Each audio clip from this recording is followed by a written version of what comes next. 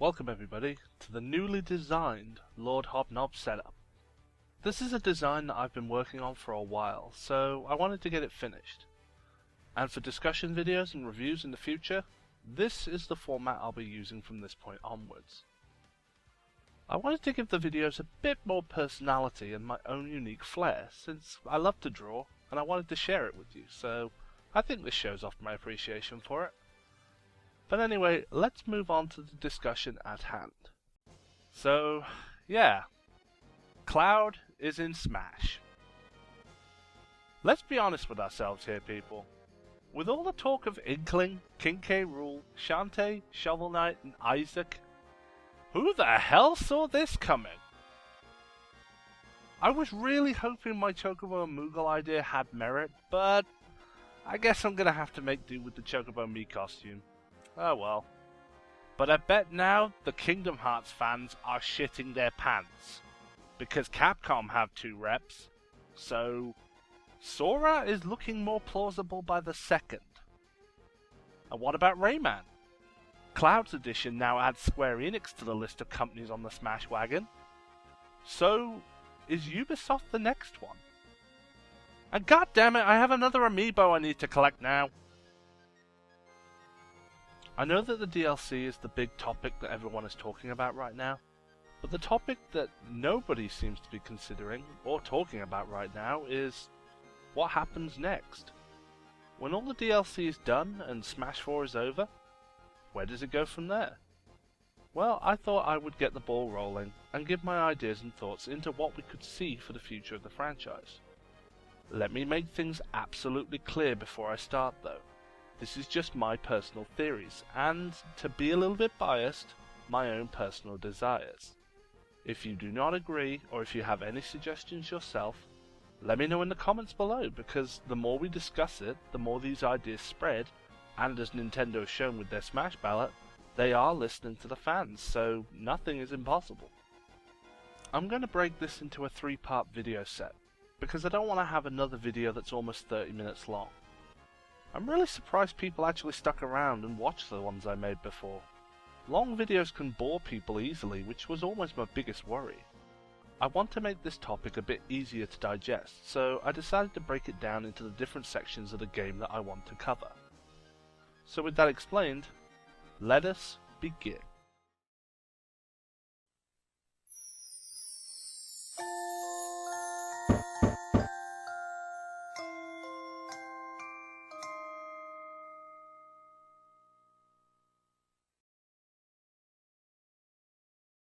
Before I get into the main topic, I want to quickly talk about a possible big change for the series. It's no secret to anyone that Mr. Masahiro Sakurai is the mastermind behind the Smash Bros. Series. But ever since the development of Brawl, it's been speculated that he might not continue as the director. Of course, the Brawl rumours were quelled when it was revealed he was working on Smash 4, but now the director himself has stated that while Smash Bros. Will most likely continue after this point, it'll probably be without him. In his own words, he said, "I can't positively declare there won't be another Smash Bros. Game. With both Melee and Brawl, I made those games with the thought that there wouldn't be any more sequels. Thus, I can't really deny the chance for another. However, as for myself, I don't think there will be." The main speculation for the decision is that Sakurai pushes himself a whole lot during the development cycle of each game in the series, and sometimes to the point where it affects his life outside of work. The man gives his heart and soul to these games just to please the fans, and I for one can't thank him enough for everything he and his team have done for this series. Mr. Sakurai, if you want to step down as director and move away from the series, please do so. You have nothing to prove to us as fans, and the last thing we would ever want is for you to destroy your life trying to push yourself again. You've earned every bit of respect, admiration, and praise that your work has given you. Not just Smash Bros., but every game you've worked on is a testament to the great person you are. From the bottom of our hearts, thank you for all you have done, and if this is truly the last Smash Bros. Game you'll be working on, then you can be happy knowing that you made so many dreams come to life, and that gamers will be playing it for a long time to come. Well now, Let's move on to the topic at hand, starting with the game modes. Game! The new stuff added to Smash 4 included two different new game modes in the form of Smash Run for the 3DS and Smash Tour for the Wii U. While Smash Tour didn't seem to be as popular as its 3DS counterpart, both of these provided a new way for players to get a lot of fun out of Smash Bros. Other than the standard versus mode. Speaking of which, 8-player Smash, while being an awesome feat for the Wii U, is admittedly a bit of a clusterfuck. I would gladly love to see this mode return, but I do think it could do with a little tweaking so it's not as... what's the word? Insane? Add in the Street Smash for the 3DS and the Master and Crazy orders for the Wii U, and there's a lot to keep people entertained. So what other features could a new Smash Bros. Introduce, or what existing ones could be improved upon? Well, here's a few ideas that I had. Final results.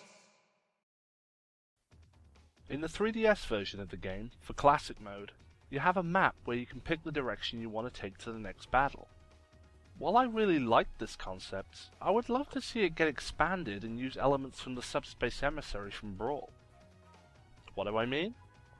Well, actually have small confined levels you can explore beforehand, where you can find extra rewards like trophies or gold.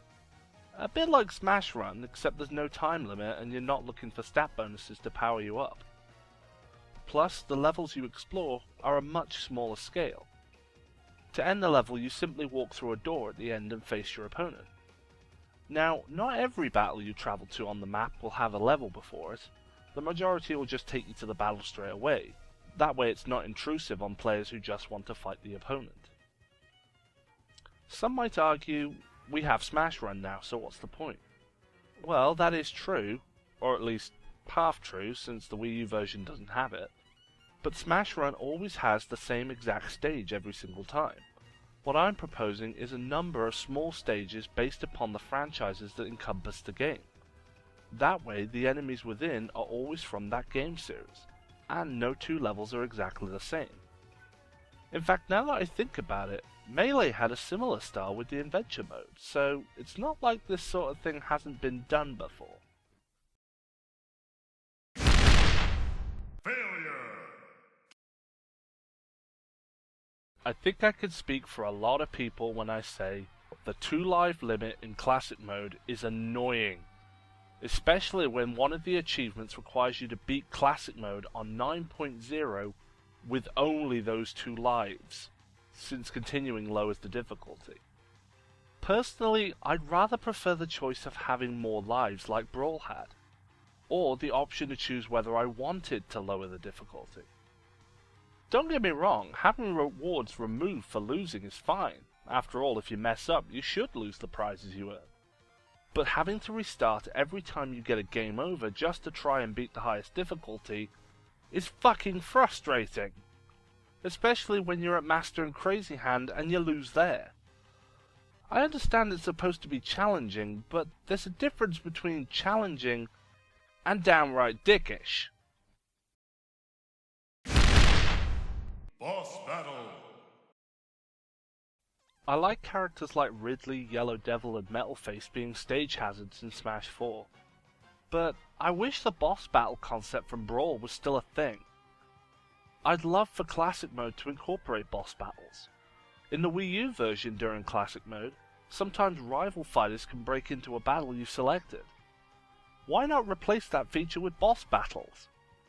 They could appear occasionally and wipe out the opponents and force you to fight them instead. Defeating them could net you really awesome rewards, and to make the concept really interesting, whether you defeat them or not, you return to the map and the boss disappears. So if you do lose to them, you don't get a game over, but you can't fight them a second time and you miss your chance at the awesome reward. Once every type of boss has been defeated, a boss rush mode can be unlocked so players can fight them whenever they choose. And an option could be added where you gain different varying rewards by choosing not only the difficulty, but also being able to pick stipulations, like beating the boss without the ability to dodge, or without the shield, or within a certain time limit. There is so much potential with adding stipulations, and it would easily extend the replayability of a boss rush mode, because players would want to try and beat every single one. Event match! I've had an idea for event matches for a while, which I wish would get incorporated, and that is individual character event stories. Now I bet some of you are wondering what I mean. Well, if any of you have played Injustice, remember those little side mission stories you could play which unlocked extra costumes and artwork and other stuff for each character? Well, I always thought something like that could be implemented in Smash Bros., with each fighter having their own personal event matches. Beating those matches would give you extra items and gear for the character you play as. Even if you only gave each character 3 to 5 event matches each, adding up all the characters the roster currently has, not including DLC characters since they probably wouldn't get anything like that, that's still roughly 49 characters to work with, assuming Smash 5 has that many, which would equate to anywhere between 150 to 250 different event matches. I know, that does seem like a lot, but each set would be tailored to each character on the roster. Hell, if that does sound like it'd be too much, you could base them on the different franchises rather than individual characters. You would still have about 20 different series to work with, not including third-party series for obvious reasons. You'd still be looking at around 100 event matches, and that's not even adding in the co-op events. The matches themselves could play up little subtle rivalries between characters. Remember Palutena's reveal trailer that showed Link fighting Pit? And the guidance conversation between Pit and Palutena regarding Link? You get the idea that Pit has a bit of a grudge against him for being more popular. Come on, play stuff like that up and make up little plots and reasons behind the event mode matchups. Training! It might be a little late into the series to suggest this now, but I think we need a proper tutorial/training mode that actually teaches new players the basic and advanced techniques. This could be done as simple lessons in the form of scripted battles. And who better to act as the tutorial guide for this mode?